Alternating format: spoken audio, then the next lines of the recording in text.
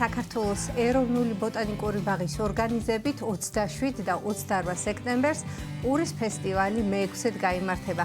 ღონისძიების შესახებ უფრო დეტალურად უკვე სტუმრებთან ერთად გავაგრძელებთ საუბარს. თემაზე სასაუბროდ კი შემოგვიერთდნენ საქართველოს ეროვნული ბოტანიკური ბაღის PR მენეჯერი ქალბატონი სოფო მეტრეველი, ეროვნული ბოტანიკური ბაღის მარცვლოვან კულტურათა კოლექციის კურატორი ქალბატონი ინეზა მაისაია, გაერთიანება ქართული ხორბლის დამფუძნებელი ქალბატონი ლალი მესხი და ბატონი გიორგი კარანაძე, გემოვანის წარმომადგენელი დილამშვიდობის. მადლობას მოგახსენებთ ყველას მოგწანებისთვის. ურზე საუბარი და პურს რო ხდება ესეთი წარმომადგენლობითი სტუმრები ყავს ხალხმრავალი და ფოტოს გავხედე ეხა ძველი თონი ამოყრილი ლავაშები და თითქოს სუნიც კი მეც. ძველი ქართული ბაზარი. დატრიალდა სურნელი კი.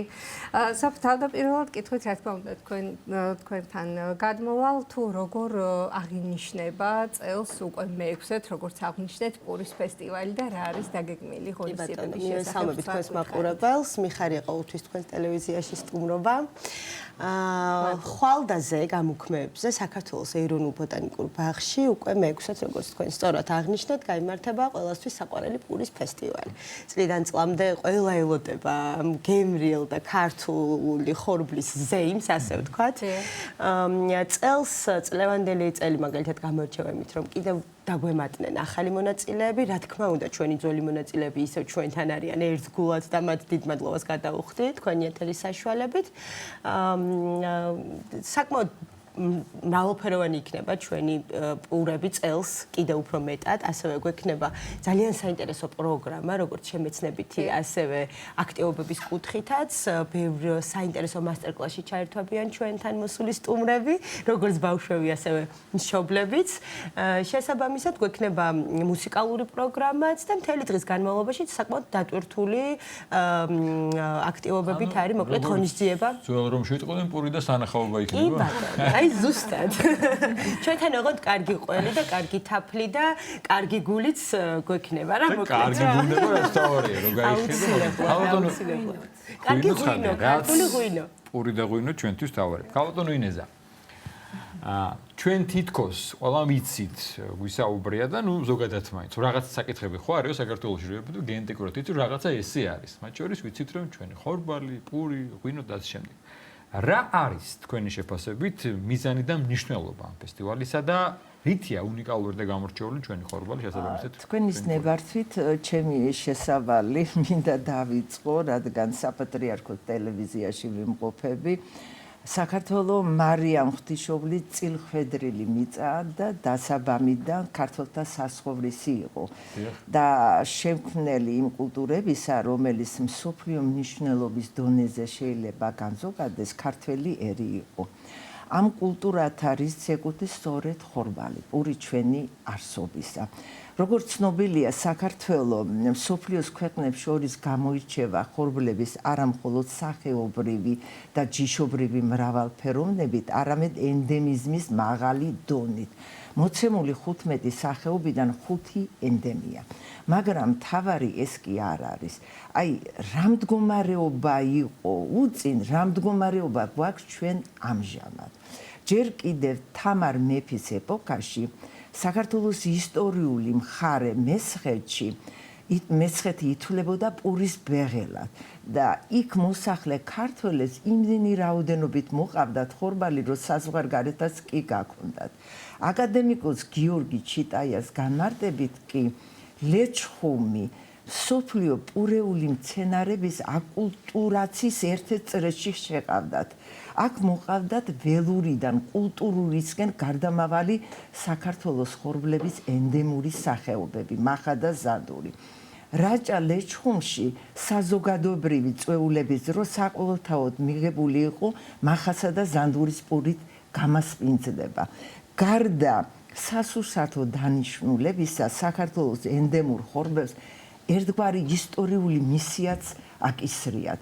სწორედ აი ტრიტიკუმის გვარის ფილოგენეტიკური გამოკვლევის თვალსაზრისით. ამას მარტო კვებით ღირებულებაზე ვამბობ და ამას არავინ არ აღნიშნავს.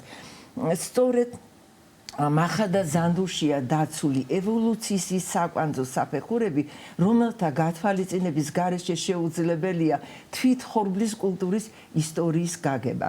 რასაც ადასტურებს მახაზა და ზანდურის თავისებურება, ბიოლოგიური თავისებურება, მარცვლის კიდიანობა, თავთავის მტრევადობა, თვით ჩათესვის უნარი და ის უმარტივესი საკრეფი, თავთავის საკრეფი იარაღი, რაც საქართველოს ეთნოგრაფიულ ყოფაში შნაკვის სახელწოდებით არის ცნობილი. გარდა ამისა, საქართველოს ხორბლები წარმოადგენენ უნიკალურ გენეტიკურ ბანკს სელექციური თვალსაზრისით ახალი ჯიშების მისაღებად.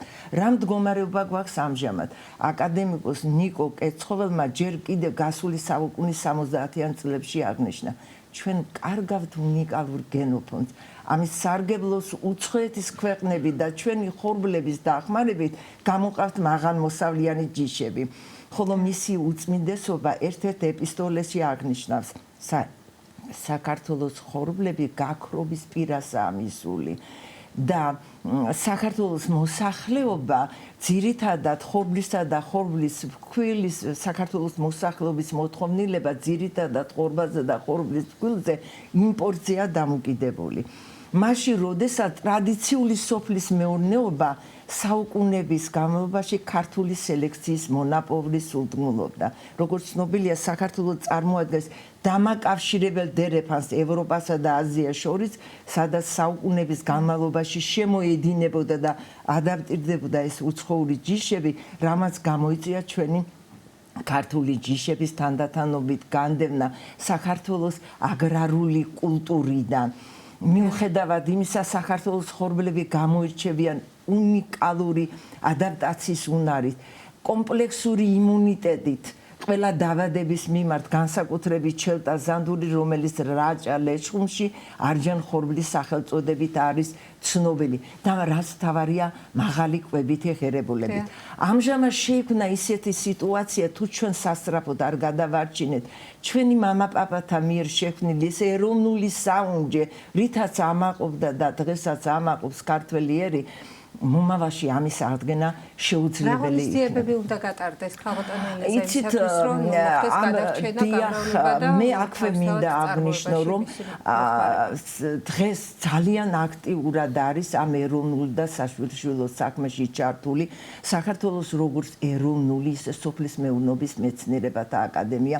ქალბატონი ლალი იყო პირველი, რომელიც მაშინელი ეროვნული აკადემიის პრეზიდენტს გიორგი კვესეტაძეს დაუკავშირდა, რომ ქართულ ხორბალს იუნესკოს მიერ დაწესებული საქართველოს არამატერიალური კულტურული მემკვიდრეობის ეროვნული ძეგლის კატეგორია მინიჭებულიყო. უნდა აღნიშნოს სამეცნიერო კვლევის ცენტრის აქტიურობა ლევან უჯმაჯურიძის დახმარებით. აგრეთვე აქ ჩართულია ყველა უნივერსიტეტები, ილიას, ჯავახიშვილის, აგრარული სამეცნიერო მუზეუმები, არქეოლოგიის კვლევის ცენტრიც, ჩვენი გასტროლოგები, მედიკოსებიც კი და მას შორის ჩვენი მეწარმეები და ფერმერები, ბატონი გიორგი გვესწრება დღეს წარმომადგენელი სახით. აი სწორედ საქართველოს ეროვნულ ბოტანიკურ ბაღში პურის ფესტივალი ყოველწლიურად ტარდება ქალაქ თბილისის მერის მხარდაჭერით, ქალბატონი ირინას ხელმძღვანელობით და ჩვენი სოფიკოს აქტიური ჩართულობით, როგორც ყოველთვის ნამდვილად შემიძლია ვთქვა, რომ ჩვენმა ქართულმა ტრადიციულმა კულტურებმა თავიანთი კუთვნილი ადგილი დაიმკვიდრონ საქართველოს აგრარულ კულტურაში. ბატონ გიორგის, აქ ესე იგი სანამ კითხვაზე გადავალ, ნიმუში აქვს მოტანილი, ეს შემთხვევით არ იქნებოდა. ისტორია აქვს. ხო, და აი მოდი ამით დავიწყოთ, იმიტომ რომ ცხადია შემთხვევით არ მოვიტანდა, ბატონ გიორგი. გითხარით, რა ნიმუშია, რა ხორბალია, რა ისტორია აქვს და ცხადია უგმერეთ თქვენი დამოკიდებულება და შეფასება ფესტივალის ნებართვით. პირველ ყოვლისა მოგესალმებით, მადლობა მოწვევისთვის. კიდევ ერთხელ გილოცავთ საქართველოს ნათობის კეთილმადიდა ფესტივალების დღეს. მისი ძალა და მადლი ფარავდეს თელ საქართველოს. რაც შეეხება აი ამ ნიმუშს, ქალბატონ ინეზა საუბარი რომ მხოლოდ თეორიად არ შეითვალოთ, ეს არის პრაქტიკული დასაბუთება, რაც ქალბატონ ინეზამ ბრძანა. ჩვენ პროექტი გემოვანი 10 წელია ვატარებთ გაუჩერებელ ექსპერიმენტს, რომ იქნება გადავარჩინოთ, აღვადგინოთ ქართული ხორბალი და ის მცდარი წარმოდგენა, რომ მხოლოდ კახეთში უნდა მოდიოდეს ხორბალი, რომ არასწორია, ამას ვასაბუთებს აი ეს ნიმუში. ჩვენ გაზაფხულზე დავთესეთ ბორჯომის რაიონის სოფელ ციხიჯვარში. ეს არის ქართული დიკა, თეთრი დიკა. არავის არ სჯეროდა და არც ახ არ ჯერა, რომ ეს ხორბალი მოვიდა, სწორედ 3 დღის წინ მქონდა მკა და მაშინ ავიღეთ ეს მოსავალი 1660 მეტრ სიმაღლეზე ზღვის დონიდან. ძალიან კარგი მოსავალი მოვიდა. არც იქ მასხოლებს ჯეროდა სოფელში, იმიტომ რომ იქ არაფერი მსგავსი კულტურა მათ არ იცოდნენ რომ მოდიოდა. ეს ექსპერიმენტი იყო თქვენი ხედავთ? ეს ექსპერიმენტი იყო ჩვენი მეგობრების საოჯახო ნაკვეთებს დავთესეთ სამნაკვეთზე და მოვიდა ძალიან კარგი მოსავალი. ხარისხითაც, რაოდენობითაც. თან არაფერი მოვლა არ ქონდა, არანაირი სასუქი, არანაირი ქიმია, დავთესეთ და მივანდეთ ბუნებას და ღმერთს. მივიღეთ შედეგი. მივიღეთ შედეგი.